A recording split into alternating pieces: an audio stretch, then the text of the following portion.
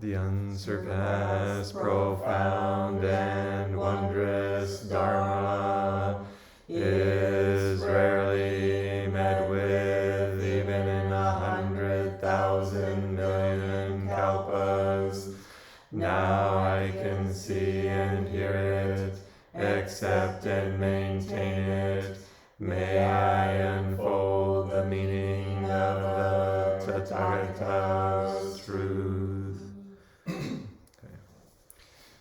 So last time we were talking about the Genjokoan title, just the meaning of the title, and this time I'd like to talk about the first 3 lines of the text itself. And I really think that these first 3 lines sum up everything about Buddhist teachings. And when we look at Zen Master Dogen's other writings besides the Genjokoan, he uses a similar pattern.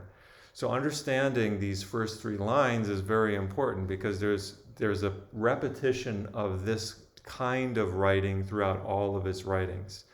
Because if we don't understand what he's doing in these first 3 lines, then when we come to, I should say it like this, if we understand what he's doing in these first 3 lines, then it won't be as much of a surprise when we see it in other writings.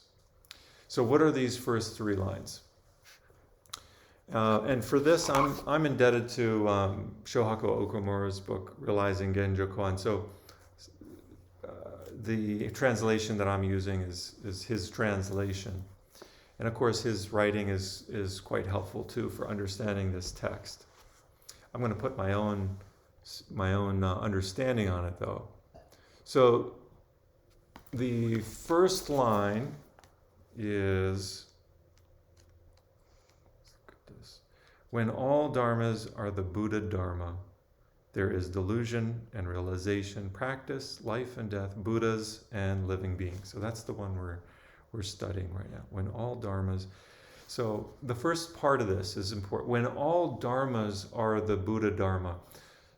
Dharmas here, when all dharmas, this dharma is lowercase dharma. What are dharmas referring to here? When all dharmas are the Buddhadharma. What are the dharmas that are being referred to? The dharmas are everything. The entire world is the dharmas. This podium is a dharma. These cushions are dharmas. Your dharmas.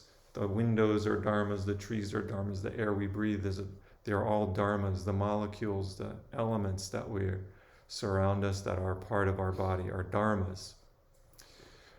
But what happens? But then he has this continuation. When all dharmas are the Buddhadharma, when all of these dharmas are the Buddhadharma. This is an interesting translation.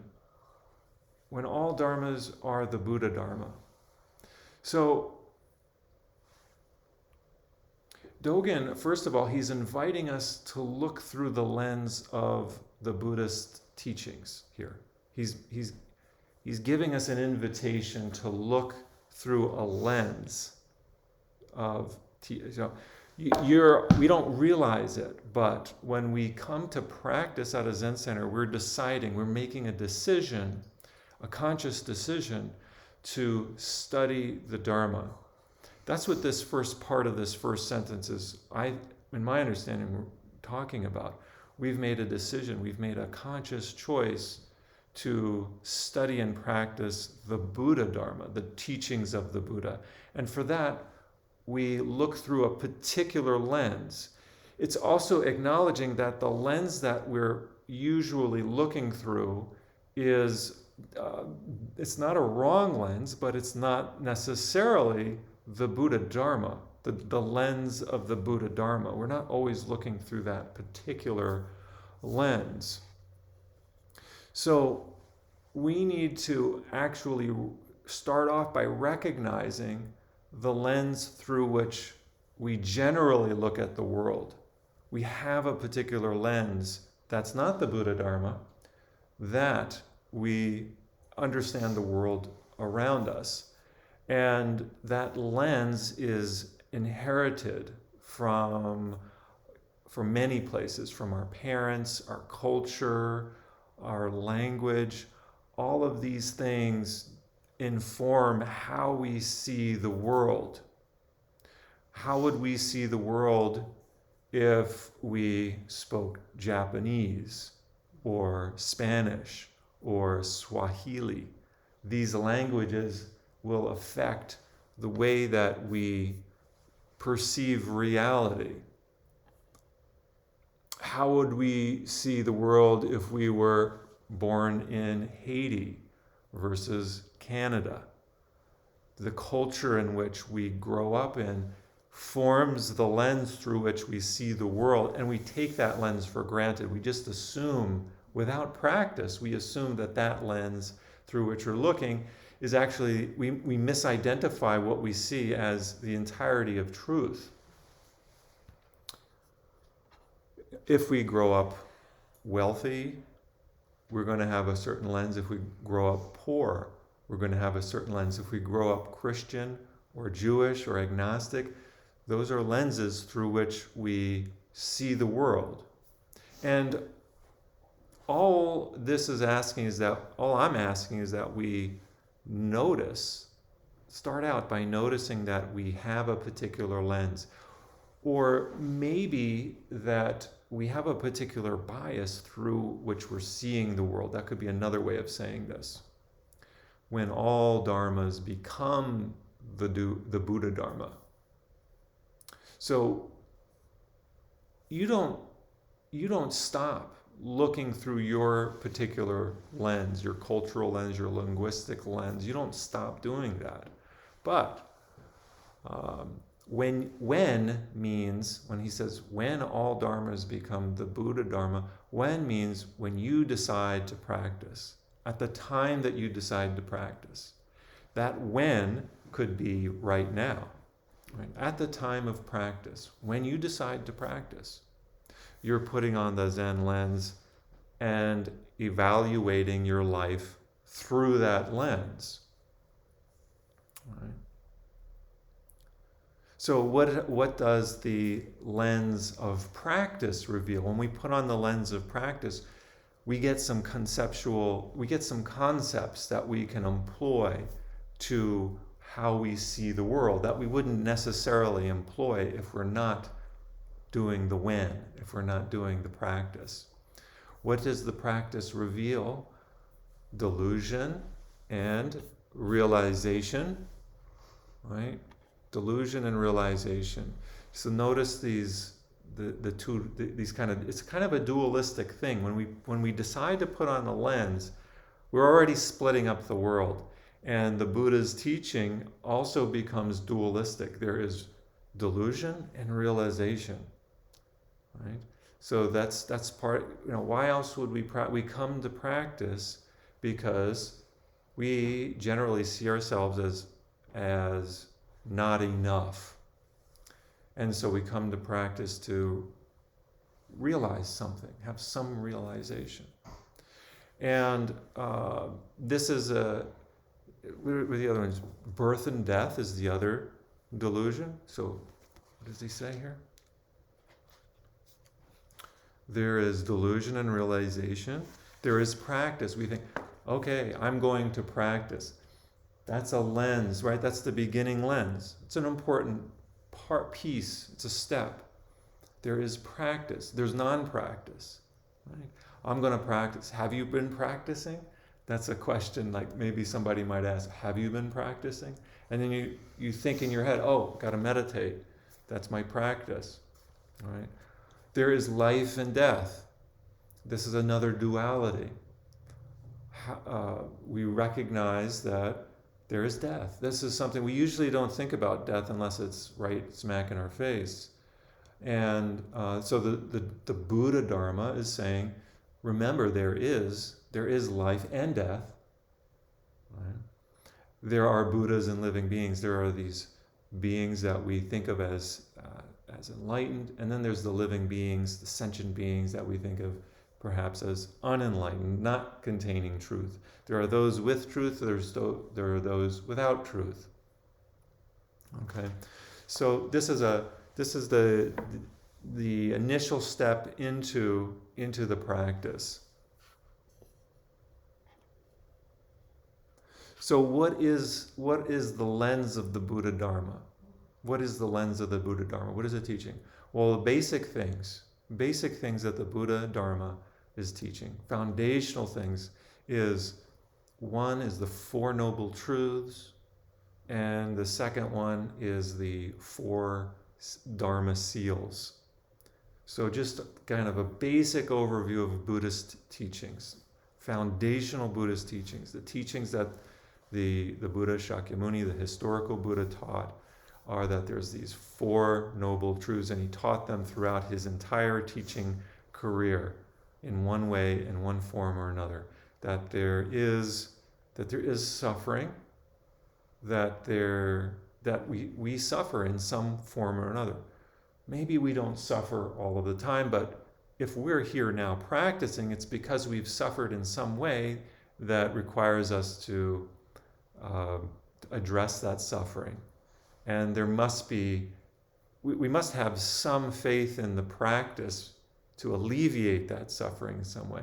So there's a recognition that there's suffering, but that's not the end of it. There's a reason why we're suffering. There's a cause for why we're suffering. And if there's a cause, there has to be an end to that suffering. We don't have to live with suffering all of the time, and we can taste here and now the end of suffering. We don't have to continue to live with suffering, whether it's physical or mental or spiritual. We don't have to live with it all of the time. And then there's a path, there's a pathway, there's some guidance, some practical steps. That's why it's called the path, the Eightfold Path. So there's some steps we can take to alleviate or completely eradicate or end our suffering here and now. We don't have to wait until we're enlightened to end suffering, but there is a path that we can take. And that path has to do with our view of the world. And it's just so circular. Our view of the world, recognizing we have a view. And as soon as we recognize we have a view, the first part of the path is to recognize your view is not the right view, that your view is too small. It's a small view. It's not the complete view. It's not, the views that we inherited are views. They're helpful to a certain extent. They help us to navigate our familial life, the things that are familiar to us. But it's not a complete and all-encompassing view. The views we get from the media, from TV, are views, and they're not the complete view. If you put on the news in Japan, it's going to be different they'll be looking at the same event very differently in Japan versus the United States versus Sudan versus Alaska. So where are you looking at from what perspective, right? Right view is understanding that there is no one right view, really. It's realizing there is no one right view. Then there will be the intention, right? Our intention, how we speak, the words that come out of our mouth, they can create suffering, right? The words that we speak. So intention, or maybe another way to think about this is thought. Thoughts are also very limiting. How we think can bolster us up or can let us down. And we each come with a particular script with which we are working from, a mental script. We have a script of beliefs about who we are, and that script, unless it goes challenge, if it doesn't go challenge, we'll continue to live a particular way. And if that script that we use, that mental script, is not functional, if it is harmful to the way we perceive ourselves or others, and it goes unchecked, it's going to create suffering. So we need to check our script. What are we saying? Do we believe everything we say about ourselves? Is everything we think about others actual and factual? Right? The actual factual machine. We need an actual factual machine. in our brain. Do you have your actual factual machine up and working? There's a kid's book about that, actual factual machine. Speech, right? How we talk to others. Is it kind? Is it loving? This will move us along the steps, these very practical steps to ending suffering.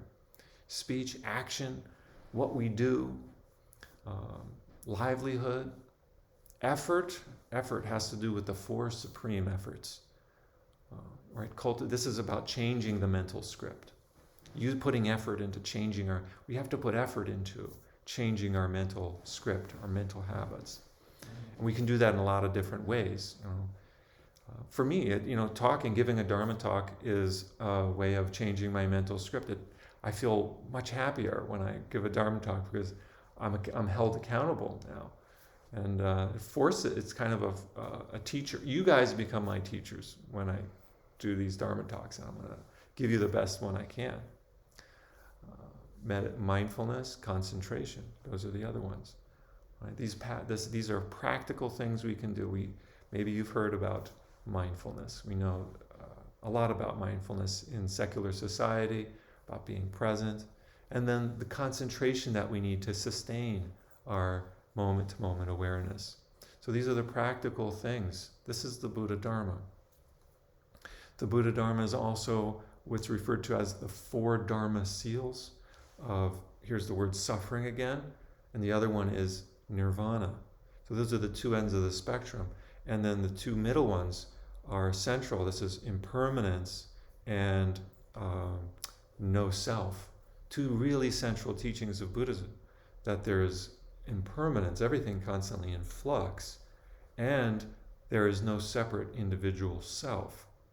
So the four seals, the way they become functional is that you can think of ourselves on a spectrum between suffering and nirvana, or the end of suffering, or bliss. We're on this spectrum between, we're not 100% suffering, we're not 100% blissful. We're somewhere on a spectrum there.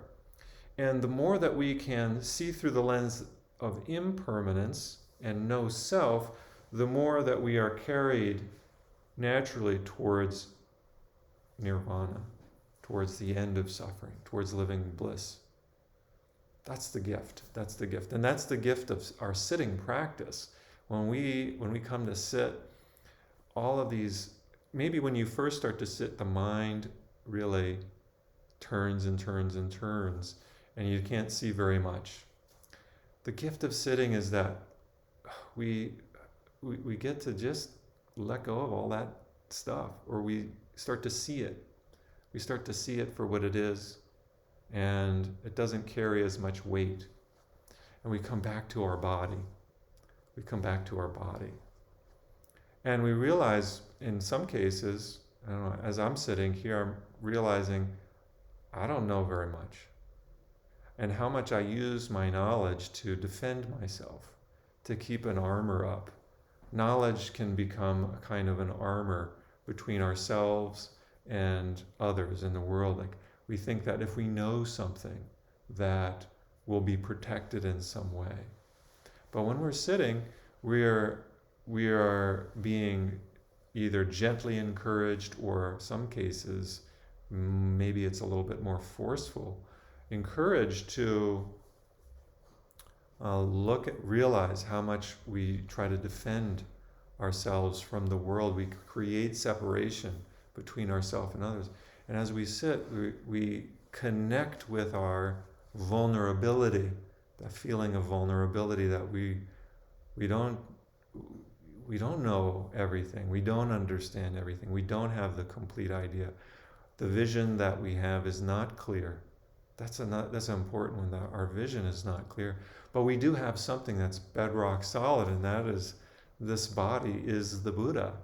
This body is the Buddha. That's the teachings of Zen, is that we as we are, this body, this vulnerable, impermanent, constant flux that we live in, this non-self nature is the Buddha itself. And then we don't have to, we can replace or redirect our attention not on these defense strategies of knowledge, or maybe acquiring knowledge or acquiring material things. Those are defense strategies. We can replace our attention, our energy, onto this incredibly vulnerable state, and to become one with this Buddha body that we inhabit. We're not one with our Buddha body, but when we practice Zazen, we become one with our Buddha body. Not through some special thought, but simply through the practice does it. We don't do it. This is the thing too. We come to with the intention to practice, and a good dose of faith in the practice, because the practice is what does it, not us. It's not us practicing. We allow Zazen to do Zazen. And now this, as this moves into the second line. So let's continue to practice, to continue to deepen our practice a little bit more. Sit another 30 minutes or so, and then we'll come back to the next line of this Genjokoan. Thank you.